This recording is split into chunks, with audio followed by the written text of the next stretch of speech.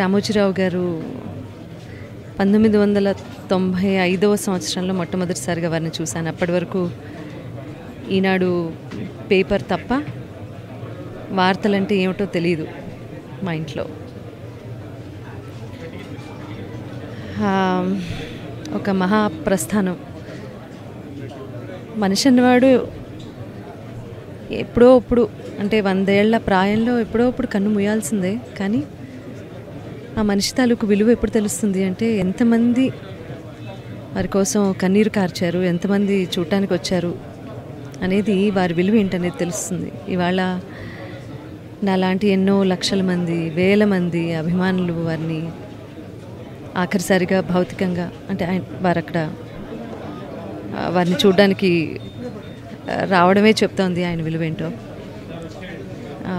ఒక ఎంపైర్ స్థాపించారు, ఎంతోమందికి అన్నం పెట్టారు, ఎంతోమందికి స్ఫూర్తిదాయకంగా నిలిచారు రామోజీరావు గారు. భవిష్యత్ తరాలకు వారు చేసిన పనులు, వారు స్థాపించిన ఈ సంస్థానం ప్రతిదీ ఆదర్శప్రాయంగా నిలుస్తుంది. మాట్లాడుకుంటారు, వేనోళ్ళ పొగుడతారు. ఇలా ఎప్పుడు ఆర్ఎఫ్సికి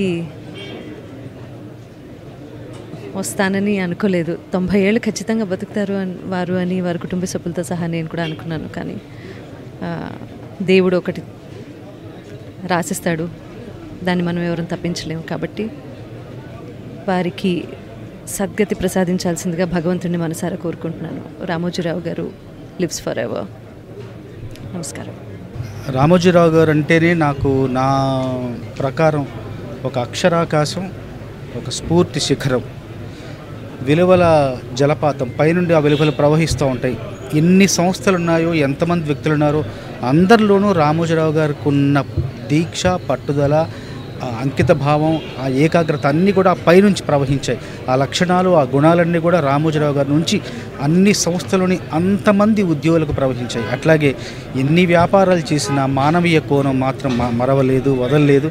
అట్లాగే వ్యాపారాలతో పాటు, విజయాలతో పాటు, ఆ విజయాల వెనకాల ఉన్న విలువల్ని మనం ఎప్పుడూ గుర్తించాలో, గుర్తుపెట్టుకోవాలి. అవే మనందరికీ ఆదర్శం. రామోజీ గారి కార్యక్రమాల్లో ఒక కార్యక్రమంలో నేను భాగస్తున్నందుకు ఎంతో గర్వపడుతుంటాను.